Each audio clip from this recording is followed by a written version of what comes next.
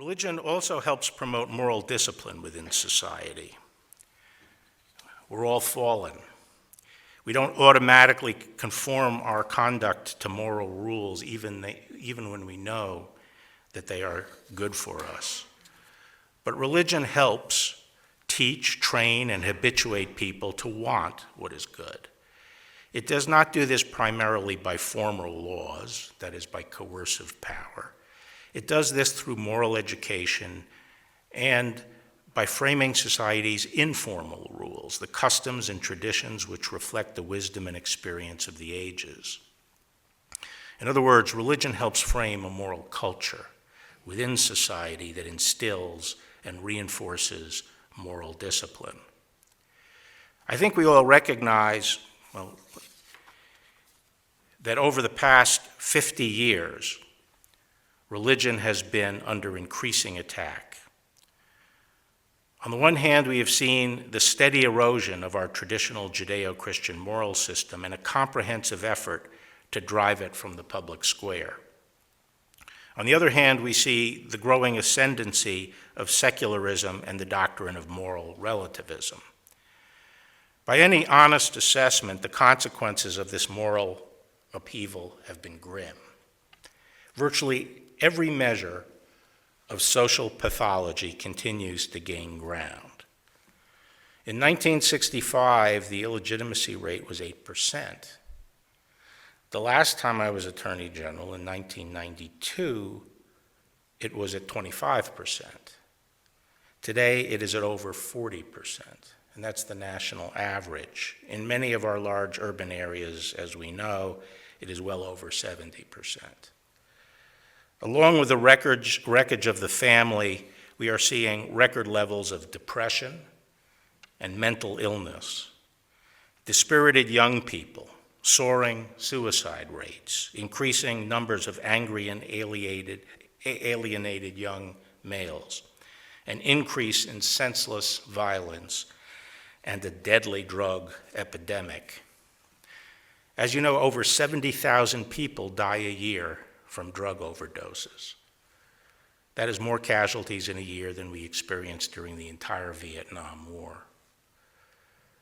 I won't dwell on the bitter results of the new secular age. Suffice it to say that the campaign to destroy the traditional moral order has coincided, and I believe has brought with it immense suffering and misery. And yet the forces of secularism, ignoring these tragic results, press on with even greater militancy. Among the militant secularists are many so-called progressives, but where is the progress? We are told we are living in a post-Christian era, but what has replaced the Judeo-Christian moral system? What is it that can fill the spiritual void in the hearts of the individual person? And what is the system of values that can sustain human social life? The fact is that no secular creed has emerged capable of performing the role of religion. Scholarship suggests that religion has been integral to the development and thriving of Homo sapiens since we emerged roughly 50,000 years ago. And it is just for the past few hundred years that we've embarked on this experiment of living without religion. We hear much today about our humane values, but in the final analysis, what undergirds these values? What commands our adherence to them? What we call values today is really nothing more than mere sentimentality, still drawing on the vapor trails of Christianity. Now, there have been times and places where the traditional moral order has been shaken in the past. In the past, societies like the human body seem to have a self-healing mechanism, a self-correcting mechanism that gets things back on course if things go too far.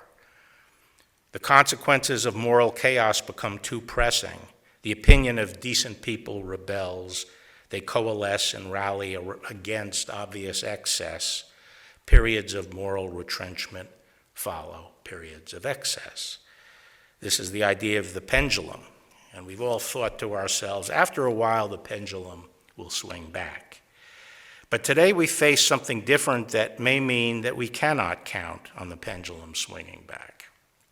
First is the force, fervor, and comprehensiveness of the assault on organized religion we are experiencing today. This is not decay. This is organized destruction. Secularists and their allies have marshaled all the forces of mass communication, popular culture, the entertainment industry, and academia in an unremitting assault on religion and traditional values. These instruments are used not only to affirmatively promote secular orthodoxy, but also to drown out and silence opposing voices and to attack viciously and hold up to ridicule any dissidents. One of the ironies, as some have observed, is that the secular project has itself become a religion pursued with religious fervor. It is taking on all the trappings of religion, including inquisitions and excommunication. Those who defy the creed risk a figurative burning at the stake, social, educational, and professional ostracism, and exclusion waged through lawsuits and savage social media campaigns. The pervasiveness and the power of our high-tech popular culture fuels apostasy in other ways. It provides an unprecedented degree of distraction. Part of the human condition has been that there usually has been no way to avoid the big questions that stare us in the face. Are we created, or are we purely material accidents? Does our life have any meaning or purpose? But as Blaise Pascal observed, instead of grappling with these questions, many human beings are easily distracted from thinking about the final things. And indeed, we now live in the age of distraction, where we can envelop ourselves in a world of digital stimulation and universal connectivity. And we have almost limitless ways of indulging all our physical appetites. There's another modern phenomenon that is suppressing society's self-corrective mechanism that's making it harder for us to restore ourselves. In the past, when societies are threatened by moral chaos, the overall social costs of licentiousness and irresponsible personal conduct become so high that society ultimately recoils and reevaluates the path it is on. But today, in the face of all the increasing pathologies, instead of addressing the underlying cause, we have cast the state in the role of the alleviator of bad consequences. We call on the state to mitigate the social costs of personal misconduct and irresponsibility. So the reaction to growing illegitimacy is not sexual responsibility, but abortion. The reaction to drug addiction is safe injection sites. The solution to the breakdown of the family is for the state to set itself up as an ersatz husband for the single mother and an ersatz father for the children. The call comes for more and more social programs to deal with this wreckage. And while we think we're solving problems, we are underwriting them. We start with an untrammeled freedom, and we end up as dependents of a coercive state on whom we depend. Interestingly, this idea of the state as the alleviator of bad consequences has given rise to a new moral system that goes hand in hand with the secularization of society. It can be called a system of macro-morality, and in some ways it is an inversion of Christian morality. Christianity teaches a micro-morality. We transform the world by focusing on our own personal morality and transformation. The new secular religion teaches macro-morality. One's morality is not gauged by their private conduct, but rather their commitment to political causes and collective action to address various social problems. This system allows us not to worry so much about the strictures on our own private lives, because we can find salvation on the picket line.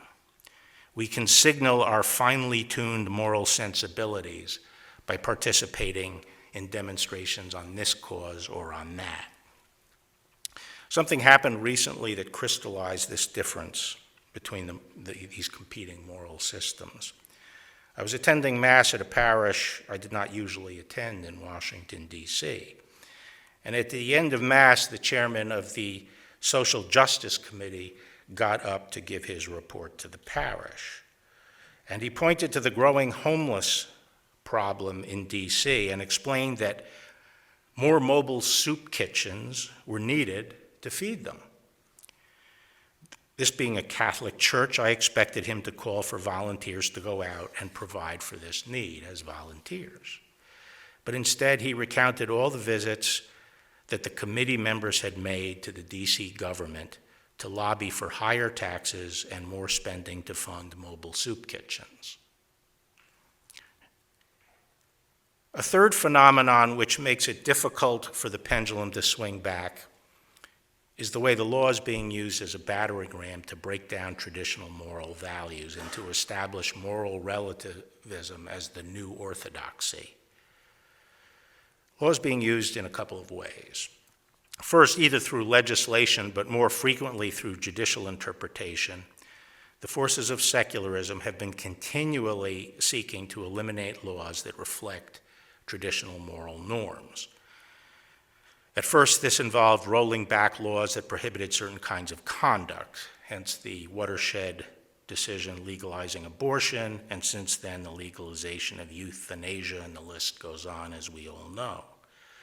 More recently, we have seen the law used aggressively to force religious people and entities to subscribe to practices and policies that are antithetical to their faith. The problem is not that religion is being forced on others.